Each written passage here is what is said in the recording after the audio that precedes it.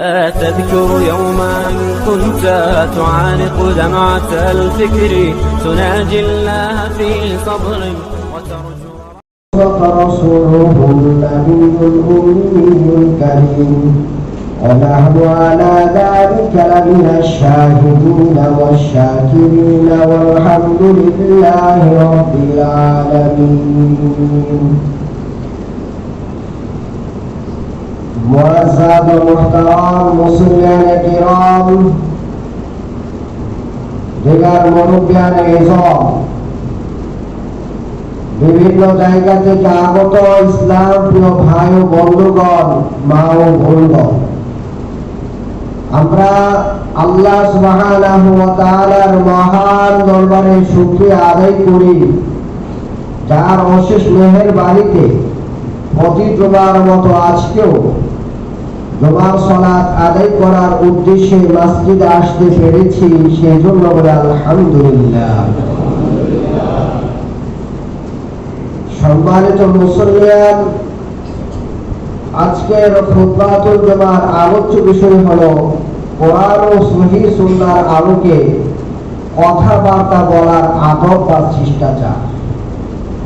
কথাবার্তা বলতে গিয়ে ইসলাম আমাদেরকে কি আদবের দিকে খেয়াল করার কথা বলে, কথা বলতে গিয়ে আমাদেরকে কি কি বিষয়গুলো লক্ষ্য রেখে কথাবার্তা বলতে হবে সেই ব্যাপারে আজকে আমরা জানার চেষ্টা করব ইনশাআল্লাহ।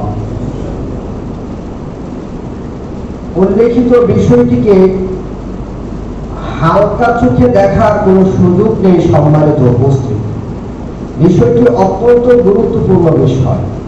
কেননা আল্লাহ রাব্বুল আলামিন আল কোরআনের সূরা কফের মধ্যে বলেন, মা ইয়ালফিযু মিন কাউলিন ইল্লা লাদাইহি রাকীবুন আতীদ। মানুষ যেই কথাই বলে না কেন, মানুষের মুখ দিয়ে যেই কথাই উচ্চারিত হয়, মানুষের মুখ দিয়ে যেই কথাই বের হয়, সেটাকে সংরক্ষণ করে রাখার জন্য সব সময় সদা সর্বদা পাহারাদার প্রস্তুত আছে। মানুষ যেই কথাই বলে, আপনি আস্তে বলেন আর জোরে বলেন, মুখ দিয়ে যেই কথা উচ্চারিত হবে সেটাই লিপিবদ্ধ হয়ে যাবে। যদি ভালো কথা বলেন আমলনামা ডান দিকে যাবে, আর যদি খারাপ কথা বলেন বাম দিকে চলে যাবে। এই কারণে বিশ্বনবী মুহাম্মদুর রাসূলুল্লাহ সাল্লাল্লাহু আলাইহি ওয়াসাল্লাম হাদিসের মধ্যে বলেছেন, সহিহ আল বুখারীর হাদিস, মান ইয়াজমানি মা বাইনা লাহইহি ওয়া মা বাইনা রিজলাইহি আযমান লাহুল জান্নাহ। যে মানুষ আমাকে এই দায়িত্বটা দিবে, এই ব্যাপারে আশ্বস্ত করবে, যে মানুষ এটার জামিনদার হবে যে সে তার মুখকে অপাত্রে ব্যবহার করবে না, সে তার মুখ দিয়ে কোনো গুনাহের কাজ করবে না, মুখ দিয়ে এমন কোনো কথাবার্তা বলবে না যেটা ইসলাম সমর্থন করে না, এবং সে লজ্জাস্থানকে হেফাজত করবে। যে মানুষ তার মুখটা হেফাজত করার এবং লজ্জাস্থানকে হেফাজত করার দায়িত্ব নিবে, আযমাল্লাহুল জান্নাহ, আমি ওই মানুষটাকে জান্নাতে নিয়ে যাওয়ার দায়িত্ব নিলাম। সুবহানাল্লাহ। মুখ হেফাজত করার কথা কত গুরুত্ব দেখেন।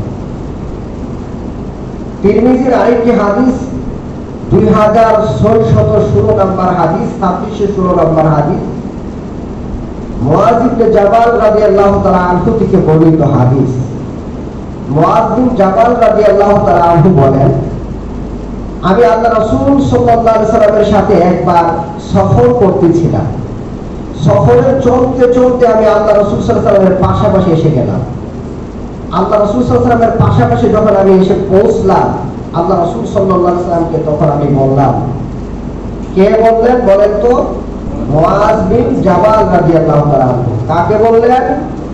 বিশ্বনবী মুহাম্মদুর রাসূলুল্লাহ সাল্লাল্লাহু আলাইহি সাল্লামকে বলতেছেন। একটু হাদিসটা মনোযোগ দিয়ে শুনেন, হাদিসের সারাংশটা বলবো। মুআয বিন জাবাল আল্লাহ রাসূল সাল্লাল্লাহু আলাইহি সাল্লামের কাছাকাছি আসার পর বলেন, ইয়া রাসূলুল্লাহ সাল্লাল্লাহু আলাইহি সাল্লাম, আমাকে এমন আমল শিখিয়ে দিন যে আমল শিখিয়ে দিলে আমি এই আমলগুলো করে আমি জান্নাতে যেতে পারবো, আমার আর কিছু দরকার হবে না। আল্লাহ রাসূল সাল্লাল্লাহু আলাইহি সাল্লাম বললেন, তুমি তো খুব গুরুত্বপূর্ণ প্রশ্ন করেছো। আল্লাহ রাসূল সাল্লাল্লাহু আলাইহি ওয়াসাল্লাম উত্তর দিতেছেন, আমল, জান্নাতে যাওয়ার আমল, তুমি একমাত্র আল্লাহর ইবাদত করবে, আল্লাহর সাথে অন্য কোনো কিছুকে অংশীদার স্থাপন করবে না। সালাত কায়েম করবে, যাকাত দিবে, রমজানের সিয়াম রাখবে, সামর্থ্যবান হলে হজ করবে। 5টা কথা বললেন। তারপরে বলতেছেন, হে মুয়াজ, আমি কল্যাণকর বিষয় সম্পর্কে তোমাকে জানাবো কি? মুয়াজ বিন জাবাল রাদিয়াল্লাহু আনহু বলেন, হ্যাঁ ইয়া রাসূলুল্লাহ। আল্লাহ রাসূল সাল্লাল্লাহু আলাইহি ওয়াসাল্লাম বললেন যে কল্যাণকর বিষয় হলো তুমি সিয়াম, এই যে সিয়াম যেটা আছে, সিয়ামটা হলো ঢাল স্বরূপ। সিয়াম রাখলে সিয়ামটা ঢাল স্বরূপ হয় জাহান্নাম থেকে বাঁচানো। যে মানুষটা সায়েম, রোজা রাখে, তার জন্য জাহান্নাম থেকে বাঁচানোর ঢাল হয়। দান খয়রাত, এটা হলো কল্যাণকর একটা বিষয়। দান খয়রাত করলে গুনাহ মাফ হয়। এরকম ভাবে গুনাহ মাফ হয় যদি রাতের বেলা কেউ সালাত আদায় করে, মানে তাহাজ্জুদের সালাত আদায় করে। আল্লাহ রাসূল সাল্লাল্লাহু আলাইহি ওয়াসাল্লাম আবার বললেন, আমি কি তোমাকে দ্বীন ইসলামের মূল বিষয়, দ্বীন ইসলামের স্তম্ভ, দ্বীন ইসলামের সর্বোচ্চ চূড়া, এগুলোর ব্যাপারে বলবো কি? আবার আল্লাহ রাসূল সাল্লাল্লাহু আলাইহি ওয়াসাল্লাম এগুলো জানাচ্ছেন মুয়াজ বিন জাবালকে। দ্বীন ইসলামের মূল বিষয় হলো ইসলাম। ইসলামটা আল্লাহর কাছে আত্মসমর্পণ করাটা, এটাই হলো মূল বিষয়। আর স্তম্ভ হলো সালাত, দৈনিক 5 ওয়াক্ত সালাত আদায় করা, এটা হলো দ্বীন ইসলামের স্তম্ভ, খুঁটি। আর দ্বীন ইসলামের সর্বোচ্চ চূড়া হলো আল্লাহর দ্বীনকে বিজয়ী করার জন্য আল্লাহর রাস্তায় জিহাদ করা, আল্লাহর রাস্তায় প্রাণ দিয়ে যুদ্ধ করা। এটা হলো দ্বীন ইসলামের সর্বোচ্চ চূড়া। এরপর আল্লাহ রাসূল সাল্লাল্লাহু আলাইহি ওয়াসাল্লাম বললেন, আমি সবগুলো সার কি তোমাকে বলবো? এরপর আল্লাহ রাসূল সাল্লাল্লাহু আলাইহি ওয়াসাল্লাম বললেন, সবগুলো সার হলো জিহ্বাটা বললেন, জিহ্বাটা ধরে বললেন, তুমি এটাকে সংযত রাখবে, তুমি তোমার মুখটাকে সংযত রাখবে। এই কথা বলার পর মুয়াজ বিন জাবাল এতক্ষণ তার কাছে আশ্চর্যান্বিত, মানে আশ্চর্যজনক কোনো কিছু মনে হয় নাই তার কাছে। তিনি আশ্চর্য হন নাই, আশ্চর্যান্বিত হন নাই। কিন্তু আল্লাহ রাসূল যখন বললেন, তুমি তোমার জিহ্বাটাকে, তুমি তোমার মুখটাকে সংযত রাখবে, এই কথা বলার পর মুয়াজ বিন জাবাল আল্লাহ রাসূল সাল্লাল্লাহু আলাইহি ওয়াসাল্লামকে বলেন, ইয়া রাসূলুল্লাহ সাল্লাল্লাহু আলাইহি ওয়াসাল্লাম, এই মুখের কারণে কি মানুষকে পাকড়াও করা হবে? দেখেন, প্রশ্ন আমাদের আলোচনার সাথে রিলেটিভ বিষয়। আজকের আলোচনাটা কতটুকু গুরুত্বপূর্ণ সেটা বোঝার জন্য এই হাদিসটা এনেছি, এবং এটাই আমার মূল অংশ। মুয়াজ বিন জাবাল বললেন, মানুষের মুখের কারণে, জিহ্বার কারণে কি মানুষকে পাকড়াও করা হবে, আটকানো হবে? আল্লাহ রাসূল সাল্লাল্লাহু আলাইহি ওয়াসাল্লাম বললেন, মুয়াজ, তোমার মা তোমাকে গুম করে ফেলো, হারিয়ে ফেলো। এই কথা বলে আল্লাহ রাসূল সাল্লাল্লাহু আলাইহি ওয়াসাল্লাম বললেন, কিয়ামতের দিন মানুষদেরকে অবমুখ করে বেশিরভাগ মানুষদেরকে জাহান্নামে নিক্ষেপ করা হবে শুধুমাত্র মুখের কারণে। তার মানে মুখের কারণে বহু মানুষ জাহান্নামে প্রবেশ করবে, শুধুমাত্র মুখটাকে হেফাজত না করার কারণে, শুধুমাত্র কথা ঠিক মতো না বলার কারণে, শুধুমাত্র কথার আদব তার না জানার কারণে, শুধুমাত্র কথা কিভাবে বলতে হয়, কোরআন হাদিস আমাকে আপনাকে কি দিক নির্দেশনা দেয়, সেইগুলো না জেনে, সেটা ফলো না করে পৃথিবীতে শুধু বেদাচ্ছে কথা বলার কারণে মানুষ জাহান্নামে প্রবেশ করে। তাহলে সম্মানিত উপস্থিতি, সূরা কফের আয়াত, সহিহ আল বুখারীর হাদিস এবং তিরমিজির 2616 নম্বর হাদিস, এই আলোচনা থেকে আমরা, অতি সংক্ষিপ্ত এই আলোচনা থেকে আমরা বুঝতে পারলাম যে আজকের আলোচনা, যে কথাবার্তা বলার আদব, এই প্রসঙ্গটাকে হালকা চোখে দেখার কোনো সুযোগ নেই। এটা অত্যন্ত গুরুত্বপূর্ণ একটি বিষয়। আজকে আমাদের সমাজে এইগুলো নিয়ে আলোচনা খুব কম হয়। জুমার খুতবাতে, ওয়াজ মাহফিলে এগুলোর আলোচনা হয় নাই বললেই চলে। এই কারণে আমাদের কাছে বিষয়গুলোকে হালকা মনে হতে পারে, তবে হালকা চোখে দেখবেন না। তাহলে আসুন কথাবার্তা বলার আদব দিয়ে আমরা আলোচনা করি। কথাবার্তা বলতে গিয়ে আমাদেরকে সর্বপ্রথম যে আদবের দিকে খেয়াল রাখতে হবে সেটা হলো, গত জমাতেও আমি বলেছিলাম, আজকেও বলতেছি, যে কথা বললে অবশ্যই অবশ্যই উত্তম কথা বলতে হবে। কি কথা বলতে হবে? উত্তম কথা বলতে হবে, ভালো কথা বলতে হবে। আপনি যদি কল্যাণকর কথা, যেই কথাতে হয় আপনার কল্যাণ আছে অথবা অন্যের কল্যাণ আছে, তবে এই কল্যাণ বলতে আবার ইসলাম লঙ্ঘন করে কল্যাণ না, বা অন্যকে ঠকিয়ে কল্যাণ, যেটা ওইটা না, এই ধরনের কল্যাণ না। ঠকানো নাই এটার ভিতরে, শুধু ভালো বিষয়, এমন ভালো কথা আপনাকে বলতে হবে। যদি এমন ভালো কথা না বলতে পারেন তাহলে আপনি চুপ থাকবেন। সহিহ আল বুখারীর মধ্যে হাদিস এসেছে, আল্লাহ রাসূল সাল্লাল্লাহু আলাইহি ওয়াসাল্লাম বলেন, মান কানা ইউমিনু বিল্লাহি ওয়াল ইয়াউমিল আখির, যে মানুষটা আল্লাহর প্রতি ঈমান আনে, যে মানুষটা পরকালকে বিশ্বাস করে, তার উপর তার জন্য উচিত হলো সে যেন ভালো কথা বলে। সে যখন কথা বলবে ভালো কথা বলবে, আর সে যদি ভালো কথা না বলতে পারে তাহলে সে যেন চুপ করে থাকে। রাসূল সাল্লাল্লাহু আলাইহি ওয়াসাল্লাম কি বললেন? মান কানা ইউমিনু বিল্লাহি ওয়াল ইয়াউমিল আখির ফালইয়াকুল খায়রা আও লিয়াসমুত, যে মানুষ আল্লাহকে বিশ্বাস করে, যে মানুষ পরকালকে বিশ্বাস করে, তার উচিত হলো কথাবার্তা বলতে গিয়ে ভালো কথা বলবে, ভালো কথা না বলতে পারলে চুপ করে থাকে। সহিহ আল বুখারীর আরেকটা হাদিসের মধ্যে আল্লাহ রাসূল সাল্লাল্লাহু আলাইহি ওয়াসাল্লাম বলেন, ইত্তাকুন নার ওয়ালাউ বিশিক্কি তামরাতিন, তোমরা জাহান্নাম থেকে বাঁচো, জাহান্নাম থেকে বাঁচো খেজুরের একটা টুকরা আল্লাহর রাস্তায় দান করে হলেও। এখন তুমি যদি খেজুরের কোন টুকরা দান করার মতো তোমার কাছে না থাকে, খেজুরও তোমার কাছে নাই, দান করার মতো কোনো কিছু নাই, ভাবি কালিমাতিন তাইয়িবাতিন, তখন তুমি জাহান্নাম থেকে বাঁচবে উত্তম কথা বলার মাধ্যমে। খেয়াল করেন, জাহান্নাম থেকে বাঁচো, ইত্তাকুন নার, জাহান্নাম থেকে বাঁচা, ওয়ালাউ বিশিক্কি তামরাতিন, আল্লাহর রাস্তায় খেজুরের একটা টুকরা দান করে হলেও। তার মানে আল্লাহর রাস্তায় দান করলে কি হয়? মানুষ জাহান্নাম থেকে কি করতে পারে? বাঁচতে পারে। আমার কথা বুঝেন? পিছনের বাইরে একটু দয়া করে আমার দিকে একটু মনোযোগী হন, একটু মনোযোগী হন। আপনাদেরকে আজকের আলোচনার বিষয়বস্তুর গুরুত্ব বোঝানোর জন্য আমি হাদিসটা বললাম, কোরআনের আয়াত বললাম, এরপর আপনারা এদিক সেদিকে তাকাচ্ছেন। তাহলে এই আলোচনাটা অন্য জায়গায় শুনেছেন কিনা, শুনবেন কিনা জানি না। এখানে যেহেতু হচ্ছে একটু শুনে যান না, কথাবার্তা তো বলেন। দুনিয়াতে চলতে গেলে আমরা যারা কথা বলতে আলহামদুলিল্লাহ সক্ষম, কে কথা না বলে থাকি? সবাই কথা বলি। তো কথা তো বলতেছি, এখানে তো ইসলামিক আদর্শ আছে। আপনি যে বলেন ইসলাম হলো পূর্ণাঙ্গ একটা দিন, আপনাকে যদি বলা হয়, আপনি যে বলতেছেন ইসলাম পূর্ণাঙ্গ দিন, তাহলে আমার সাথে যে আপনি কথা বলবেন, এখানে আপনার ইসলাম আপনাকে কি করে কিভাবে কথা বলবেন, তখন আপনি কি বলবেন? যদি বলা হয় কথা বলার আদব দিয়ে আপনি একটা লেকচার দেন, তো কতক্ষণ কথা বলতে পারবেন? একটু শুনেন, অনর্থক কোনো কথা না, প্রত্যেকটা কথার পিছনে দলিল আছে। দলিল দিয়ে দিয়ে কথাগুলো বলা হবে। এই পয়েন্টগুলো নোট করে আছে অনেক কষ্ট করে। আলহামদুলিল্লাহ আমি অসুস্থ, দাঁড়িয়ে আছি, কথা বলতেছি, মাথা ঘুরতেছে, তারপরেও কথা বলতেছি যে ইসলামের কথা, ইসলামের কথা আমাকে বলতে হবে, আপনাদেরকে শোনাতে হবে। এই জায়গায় আমি কষ্ট করে আপনাদেরকে বলবো, শোনানোর চেষ্টা করবো, আপনারা এদিক সেদিক তাকাবেন। তাও আমার জুমার খুতবা, যেই খুতবা শোনা বাধ্যতামূলক, যেই সালাতের খুতবার জন্য সালাত 2 রাকাত কমিয়ে দেওয়া হয়েছে, এমন জায়গায় এমন খুতবা, যেই খুতবা শোনার কথা শুনে জুমার মধ্যে আল্লাহ তাআলা বলেছেন, এরপর এই জায়গায় এতবার বলার পরও আপনারা এদিক সেদিক তাকাচ্ছেন। দয়া করে একটু আলোচনা শোনার চেষ্টা করেন।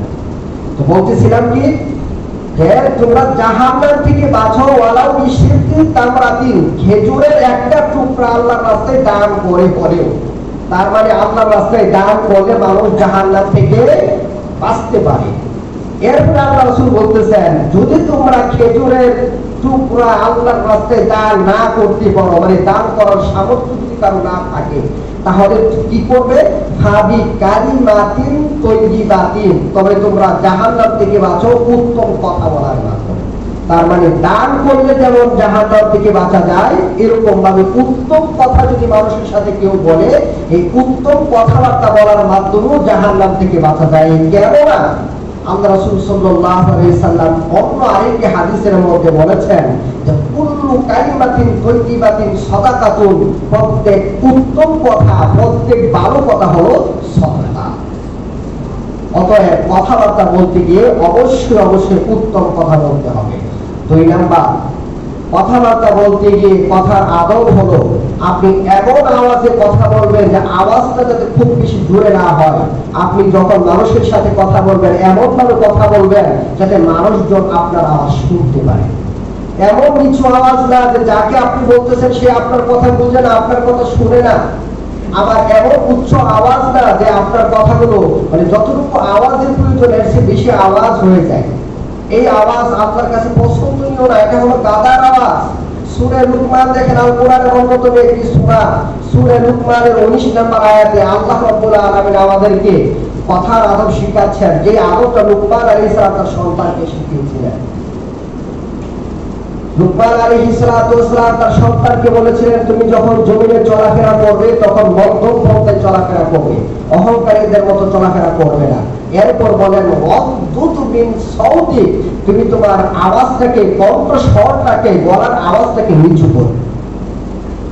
ইন্না আনকারাল আসওয়াতি লাসাউতুল হামির, নিশ্চয়ই যে আনকারাল আসওয়াত মানে বেশি আওয়াজ যেটা সেটা হলো অপছন্দনীয় আওয়াজ, আর সবচেয়ে অপছন্দনীয় আওয়াজ হলো গাদার আওয়াজ।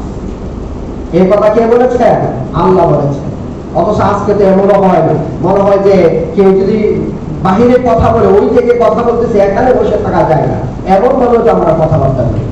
প্রয়োজন এই বিষয়গুলো খেয়াল করি যে আমি কথা বলতে গিয়ে আমি যাকে বলতেছি সেই শুধু শুনুক, অন্যদের ডিস্টার্ব না হোক, অন্যরা না শুনুক, এমনটা খেয়াল রেখে আমরা প্রয়োজনে কথা বলি। এগুলো তো আমাদের জানাই নাই। কোনোদিনই যত জুড়ে বলতে পারি ততই মনে হয় ভালো, বেশি জুড়ে বলা যাবে না। আবার এমন আজকেও বলা যাবে না যে যাকে বলতেছেন সে শুনে না, যাকে বলতেছেন সে শুনে না। এটা হলো কথার আদব, কথা শোনা যায় এমন আওয়াজে বলতে হবে। এরপরে আপনার 3 নাম্বার আদব হলো, আপনি যদি কোনো শোনা কথা, কোনো শ্রবণ করা কথা, অন্যের কাছ থেকে কোনো কথা আপনি শুনেছেন, এমন কোনো কথা আপনি যদি অন্য কোনো মানুষের কাছে বলে বেড়াতে চান, অন্য কারো কাছে বলতে চান, তাহলে আপনার জন্য বাধ্যতামূলক হচ্ছে, আপনার জন্য ওয়াজিব হচ্ছে এই কথাটা সত্য না মিথ্যা অবশ্যই অবশ্যই যাচাই বাছাই করে আপনাকে বলতে হবে। যাচাই বাছাই ছাড়া আপনি আমার ব্যাপারে একটা কথা শুনলেন আর আপনি বলে দিলেন, আমার ব্যাপারে আপনি একটা কথা শুনলেন, আপনার ব্যাপারে আমি একটা কথা শুনলাম, আমি আপনাকে যাচাই বাছাই না করে বলে দিলাম, এটা ইসলাম সমর্থন করে না। এমন করলে গুনাহ হবে, এমন করলে আপনি মিথ্যুক হবেন। সহিহ মুসলিমের মধ্যে, মুসলিমের হাদিসটি মিশকাতে ঈমান অধ্যায় 156 নম্বর হাদিসে বলা আছে, আল্লাহ রাসূল সাল্লাল্লাহু আলাইহি ওয়াসাল্লাম বলতেছেন, কাফা বিল মারই কাযিবান আইয়ুহাদ্দিসা বিকুল্লি মা সামিয়া। সহিহ মুসলিমের হাদিস এটা। আর আবু দাউদের 4992 নম্বর এসেছে যে কাফা বিল মারই ইসমা, আর মুসলিমে এসেছে কাফা বিল মারই কাযিবা, মানে একজন মানুষ মৃত্যু হওয়ার জন্য এতটুকুই যথেষ্ট। আর আবু দাউদের হাদিস, একজন মানুষের পাপী হওয়ার জন্য এতটুকুই যথেষ্ট যে সে বর্ণনা করবে যা সে মানুষের কাছ থেকে শুনেছে সেটা। মানুষের কাছ থেকে আপনি যা শুনলেন সেটা আপনি অন্যের কাছে বলে বেড়াবেন, এতটুকুই আপনার মৃত্যু হওয়ার জন্য যথেষ্ট, এতটুকুই আপনি পাপী হওয়ার জন্য যথেষ্ট। অতএব এই ক্ষেত্রে আমাদেরকে সতর্ক থাকতে হবে। অথচ আমাদের অবস্থাটা কি? আমরা শোনা কথা নিয়ে নাচানাচি করি খুব বেশি। একজন একটা কথা বলবো, যাচাই বাছাই কিছু নাই, কথাটাকে আসলে এরকম কিনা এই কথাটাই আমরা একটু চিন্তা করি না, চিন্তা না করে আমরা বলে বেড়াচ্ছি, এটা তো এই অমুকে যে এই কথা বললো, অমুক ভাই এই কথাটা কিভাবে বললো, অথচ এই লোকটার কথাটা বলেই নাই, বা সে যেইভাবে বলেছে কথাটা এমন নয়, অন্যরকম হয়ে গেল। আপনি তো মিথ্যুক হয়ে গেলেন, কবিরা গুনাহ পাবে, আপনি পাপী হয়ে গেলেন, আপনি একজন পাপী মানুষ হয়ে গেলেন। সামান্য একটু যাচাই বাছাই, এই যাচাই বাছাইয়ের অভাব।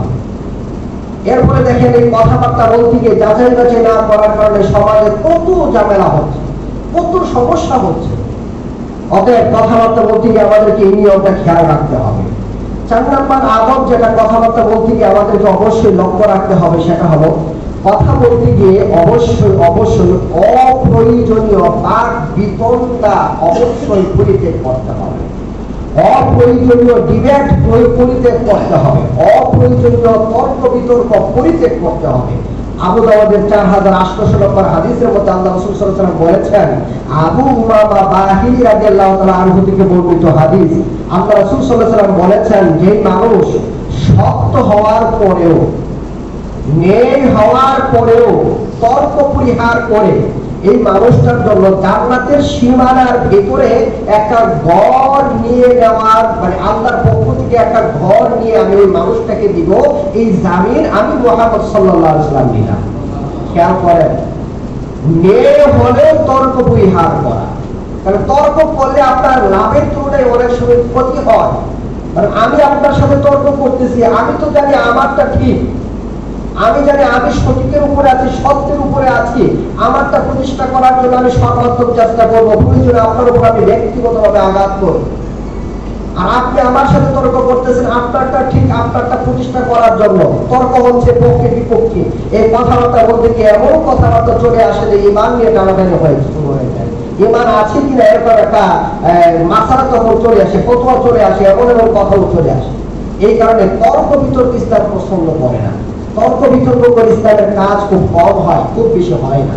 আল্লাহ রাসূল সাল্লাল্লাহু আলাইহি ওয়াসাল্লাম বলেছেন, তর্ক বিতর্ক পরিহার করে নেই হলেও যে মানুষটা তর্ক বিতর্ক পরিহার করে জান্নাতের সীমানায় তার জন্য একটা ঘর আমি আল্লাহর পক্ষ থেকে নিয়ে নেওয়ার জামিন আমি নিলাম।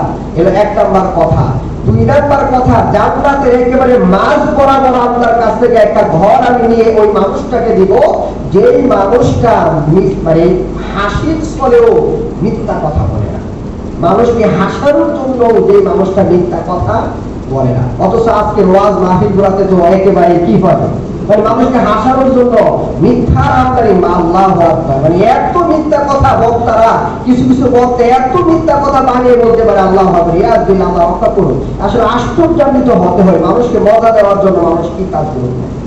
দিনের দায়ী যারা, তারাই যদি এই ধরনের কাজগুলো করে, তাহলে অন্য মানুষগুলো কি করে? আল্লাহ রাসূল সাল্লাল্লাহু আলাইহি ওয়াসাল্লাম বলতেছেন, জান্নাতের সর্বোচ্চ জায়গায় আরেকটা ঘর, একটা ঘর আমি আল্লাহর কাছ থেকে ওই মানুষটাকে নিয়ে দিব, যে মানুষটার চরিত্রটা সবচেয়ে বেশি সুন্দর। ইসলাম এই কথাগুলো আমাকে আপনাকে কেন বলেছে? এখান থেকে আপনি আমি আদর্শবান হওয়ার জন্য, এখান থেকে শিক্ষা নেওয়ার জন্য এই কথাগুলো বলেছে। এই বিষয়গুলো আমাদেরকে মাথায় রাখতে হবে। আমরা কয়েকটা পয়েন্ট আমরা বললাম, উত্তম কথা বলতে হবে, এরপর আপনার কথা শোনা যায় এমন আওয়াজে কথা বলতে হবে, শোনা কথা, শ্রবণ করা কথা যাচাই বাছাই না করে বলা যাবে না, অপ্রয়োজনীয় বাক বিতণ্ডা পরিহার করতে হবে।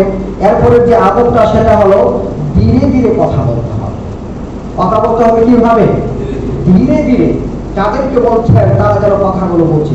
সহিহ আল বুখারী 3567 নম্বর হাদিস, 3567 নম্বর হাদিসের মধ্যে এসেছে, আয়েশা সিদ্দিকা রাদিয়াল্লাহু তাআলা আনহা বলেন, একেবারে হাদিসের শুরুর কথা এটা, যে আল্লাহ রাসূল সাল্লাল্লাহু আলাইহি ওয়াসাল্লাম এমন ভাবে কথা বলতেন যে যাকে কথাগুলো বলতেছেন বা যারা তার কথাগুলো শুনতো, কেউ যদি গণনা করতে চাইতো তাহলে সে গণনা করতে পারত। কয়টা কথা বলেছেন গণনা করতে চাইলে গণনা করা যেত। 5টা কথা বলেছেন না, 10টা কথা না, 6টা কথা না, 8টা কথা, এটা গণনা করে যে ইচ্ছা সে গণনা করে রাখতে পারত। এমন আস্তে আস্তে কথা বলতেন, এবং আস্তে আস্তে কথা বলতে বলতে মাঝে মাঝে এমন হতো এইভাবে আস্তে আস্তে বলতেন, তাও আবার মাঝে মাঝে কোনো কোনো কথাকে আল্লাহ রাসূল সাল্লাল্লাহু আলাইহি ওয়াসাল্লাম 3বার করে বলতেন। রাসূল সাল্লাল্লাহু আলাইহি ওয়াসাল্লামের আদব এটা, রাসূলের শিষ্টাচার এটা, কথা বলা এইভাবে আমাদেরকে কথা বলতে হবে। এর পরের হাদিসের মধ্যে এসেছে, আয়েশা সিদ্দিকা রাদিয়াল্লাহু তাআলা আনহা একদিন সালাত আদায় করতেছিলেন, আর আবু হুরায়রা রাদিয়াল্লাহু তাআলা আনহু একটা হাদিস বর্ণনা করতেছিলেন। তো আয়েশা সিদ্দিকার সালাত শেষ হওয়ার আগে আবু হুরায়রা রাদিয়াল্লাহু তাআলা আনহুর হাদিস বর্ণনা করা শেষ হয়ে গেল। আয়েশা রাদিয়াল্লাহু তাআলা আনহা যখন সালাত শেষ করার পর বললেন, তোমাদের কি হলো?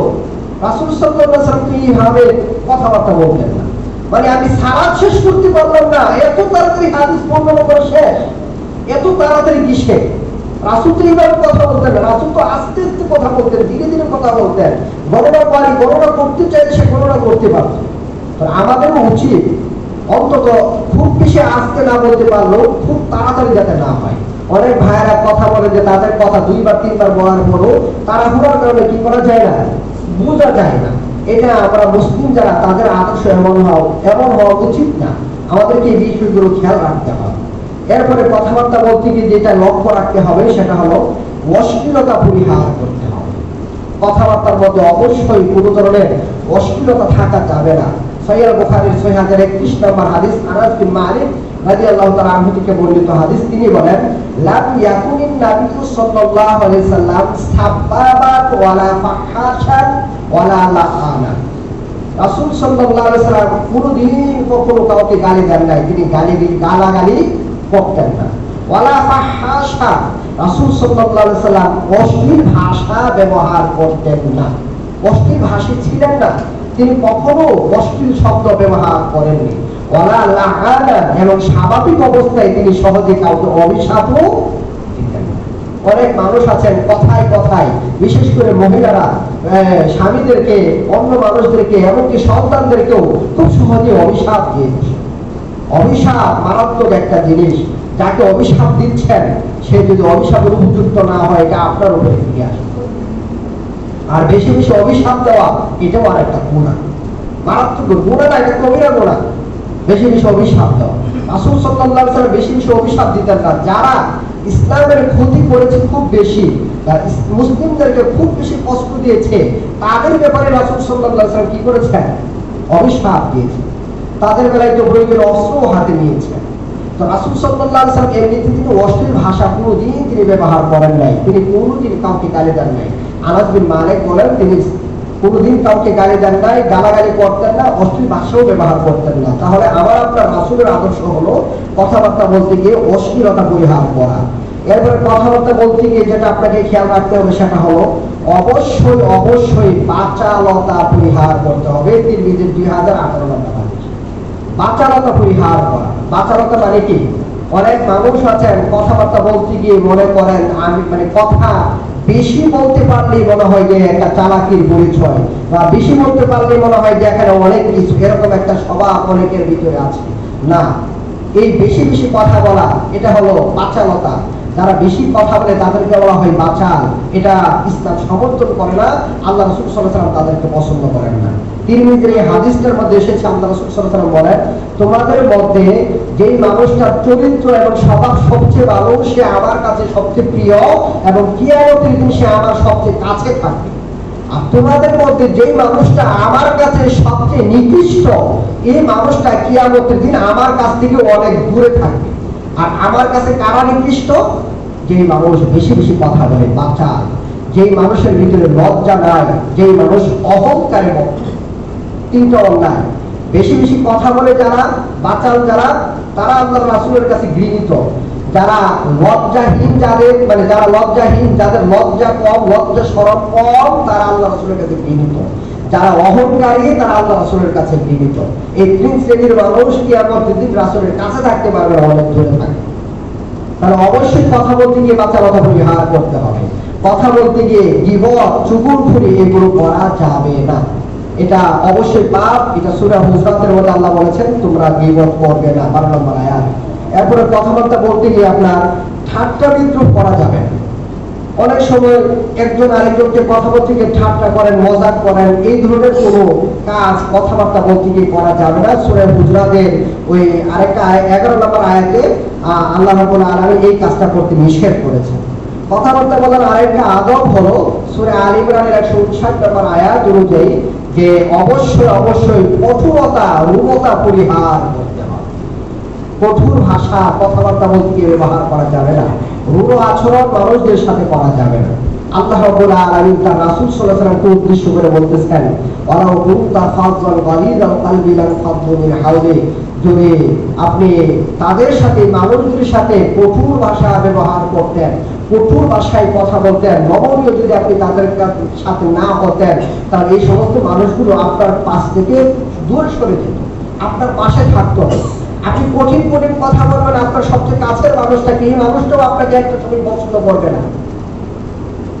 আপনি যত কাছের মানুষ হোক না কেন, আপনার বাবা হোক, আপনার মা হোক, আপনার সন্তান হোক, আপনার স্বামী হোক, আপনার স্ত্রী হোক, যেই হোক না কেন, কঠোরতা ব্যবহার করেন, কঠোর শব্দগুলো ব্যবহার করেন, দেখেন একটা সময় এই মানুষটা আপনাকে পছন্দ করবে না, আস্তে আস্তে দূরত্ব তৈরি হবে।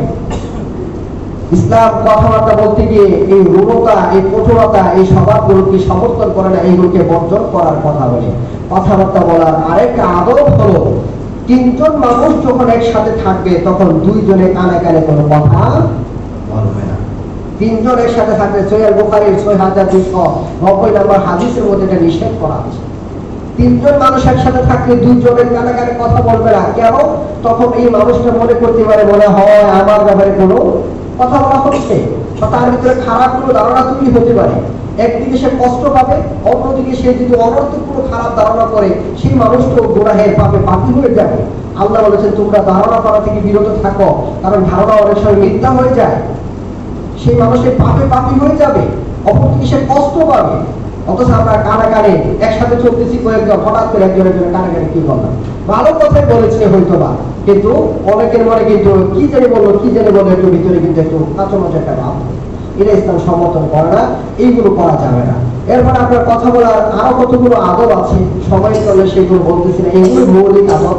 যে কথাবার্তা বলতে গিয়ে অনেক মানুষ আছে এরকম যে কথা বলেন অল্পই, খুব বেশি বাঁচাল এরকম না, তবে অন্যকে কথা বলার সুযোগ দেন না, শুধু নিজেই কি করেন, শুধু নিজের কথাবার্তা বলেন, অন্যকে কথা বলার সুযোগ দেন না, এমনটা করবেন না। নিজেও বলবেন, অন্যকে বলার সুযোগ দিবেন।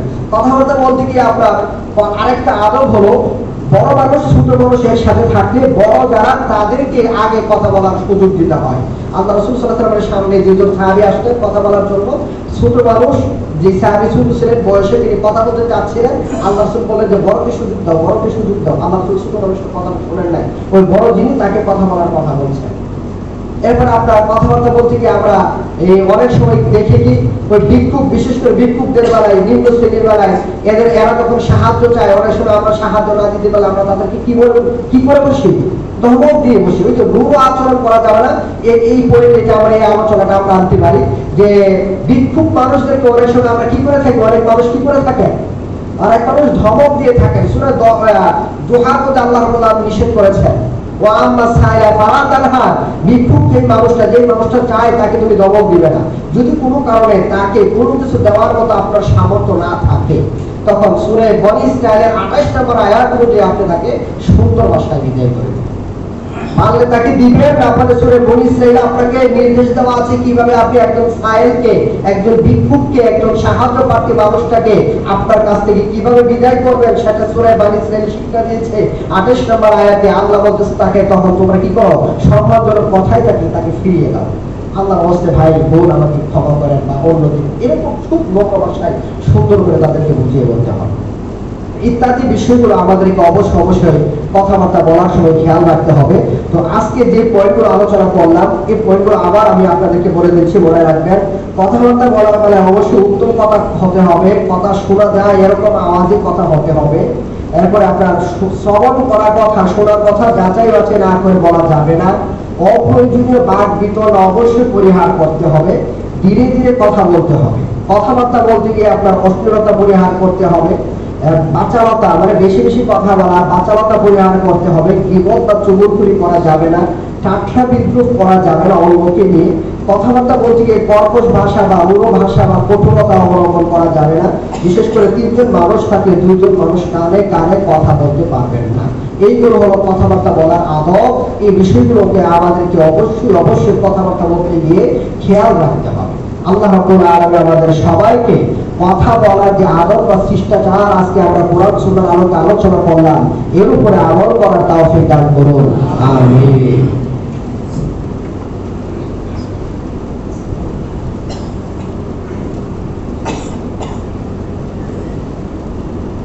ইন্নাল হামদুলিল্লাহ ওয়াসসালাতু ওয়াসসালামু আলা রাসূলিল্লাহ ওয়া আলা আলিহি ওয়া আসহাবিহি আজমাইন, আম্মা বা'দ। أعوذ بالله من الشيطان الرجيم. يا أيها الذين آمنوا صلوا عليه وسلموا تسليما. اللهم صل على محمد وعلى آل محمد كما صليت على إبراهيم وعلى آل إبراهيم إنك حميد مجيد. اللهم بارك على محمد وعلى آل محمد كما باركت على إبراهيم وعلى آل إبراهيم إنك حميد مجيد. اللهم إنا نسألك الهدى والتقى والعفاف والغنى. اللهم إنا نسألك الهدى والتقى والعفاف والغنى. اللهم إنا نسألك علما نافعا ورزقا طيبا وعملا متقبلا. اللهم اغفر لنا وارحم على أمواتنا واغفر لنا وللمؤمنين والمؤمنات والمسلمين والمسلمات اللهم ألف بين قلوبهم وأصلح ذات بينهم وانصرهم على عدوك وعدوهم. اللهم أعز الإسلام والمسلمين، اللهم انصر الإسلام والمسلمين والمجاهدين. اللهم أجرنا من النار. اللهم إنا نسألك جنة الفردوس. اللهم إنك عفو تحب العفو فاعف عنا. اللهم ربنا ظلمنا أنفسنا وإن لم تغفر لنا وترحمنا لنكونن من الخاسرين. اللهم آتنا في الدنيا حسنة وفي الآخرة حسنة وقنا عذاب النار. اللهم تقبل منا إنك أنت السميع العليم. سبحانك اللهم وبحمدك أشهد أن لا إله إلا أنت أستغفرك وأتوب إليك. أمجاد بانيها ومن يسعى إلى العليا سيدركها بما فيها ويبني